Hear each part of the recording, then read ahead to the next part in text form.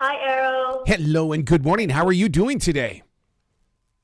I'm doing great. Thank you. I want to thank you for everything that you have done as an actress and everything that you have done with the arts in the way that you really give us that place of escape. You give us storylines and you give us characters that really allow us to just get away from the real world and jump into your story.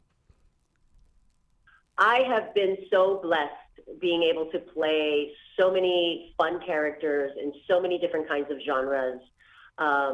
Everything from action to comedy to video games and voiceover. I mean, I really had a very fun career. I always say that Meryl Streep has nothing on me. I think I have way more fun than she does with all the characters that I get to play.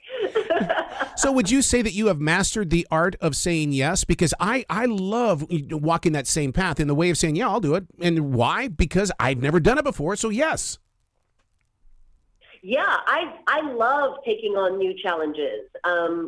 For me, it's really all about learning and growing. And I think in this business, you have so many great opportunities to play so many different kinds of characters and especially in voiceover world, because you get to play characters that are not anything that you'd ever get cast in on camera. So, I get to be like young little girls or old ladies I guess I am an old lady in real life. I get to play that on camera now. When you talk about doing the voiceovers, I'm also a voiceover actor, but I can't go to football games anymore. I can't go to even a basketball game because if I strain this voice, I don't have a job. No, I get that. I experienced that once where I had a really big callback for a TV or a series, an animation series, and I lost my voice. I was at an event like 2 days before, and it had never happened to me, and I lost my voice, and I could not even do the audition. It was terrible. You're starring in the second movie of the Fallen Angels Murder Club. What's so fascinating about this are the characters themselves, a love for books and criminal records. I mean, you guys have really put a twist on something that's going to create conversation. Yeah, I think so. I mean, I feel like all of these characters, all the people who make up this book club, are all formerly incarcerated people, but yet they're all the heroes of the series.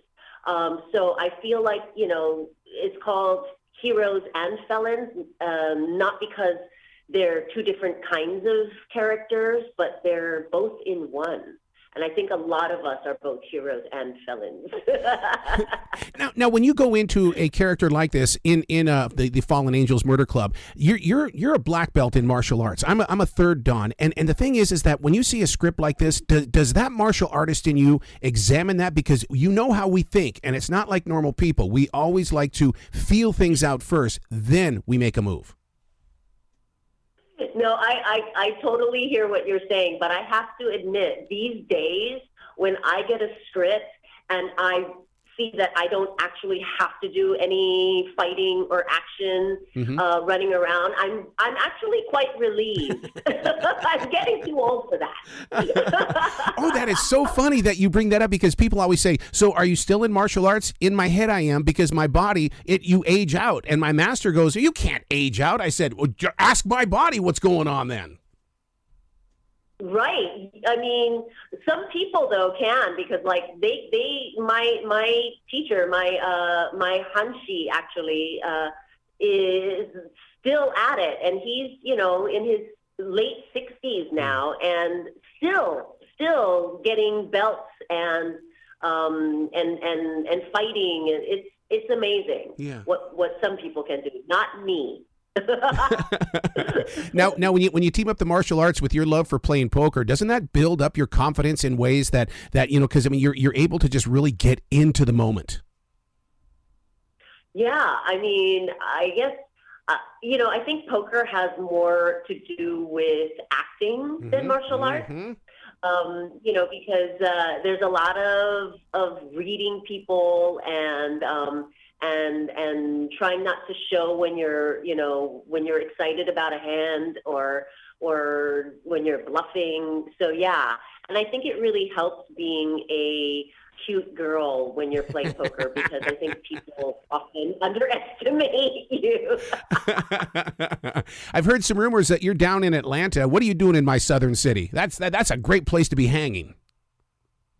Oh yeah, I am actually shooting the second season of BMF, Black Mafia Family. Ooh. So yeah, I'm doing another one of these shows where bodies are dropping all over the place.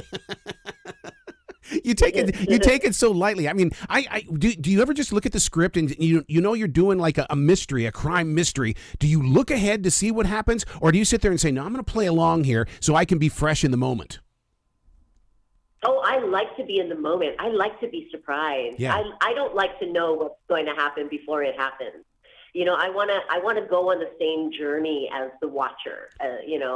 So for me, yeah, like just reading the script and being in the moment is what it's all about. See, that says a lot about you. That means that you put people first. That says a lot about your heart.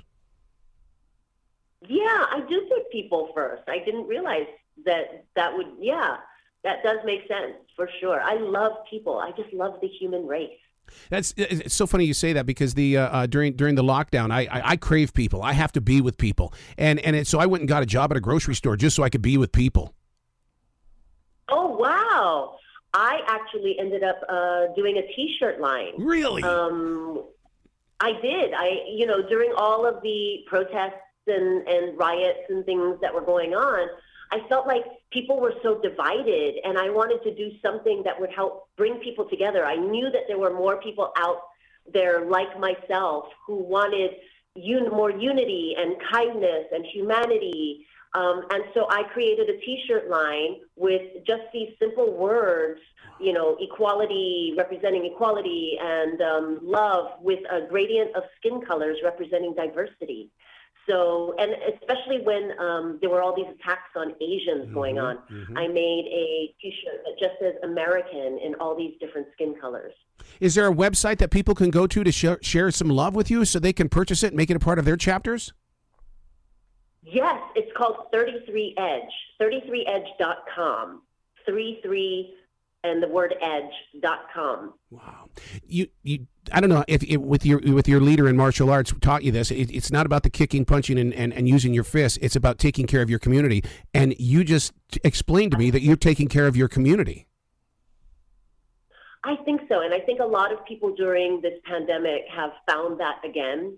We really had to look out for each other, make sure that we were following, the guidelines and doing what we could to help our neighbors and looking out for each other, not just ourselves. Yeah. We're all in it together, right? Yeah, absolutely. Well, speaking of together, you're creating with Toni Braxton. Are you learning things to where we're going to start seeing some of your production work out there?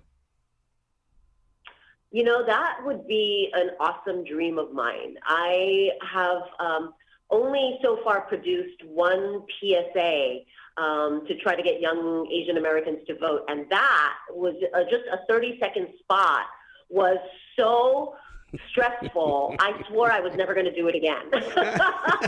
So true. So true. Kelly, you got to come back to this show anytime in the future. The door is always going to be open for you. Oh, thank you so much. I would love to walk through again. Absolutely. You be brilliant today, okay? Thank you. You too. Take care.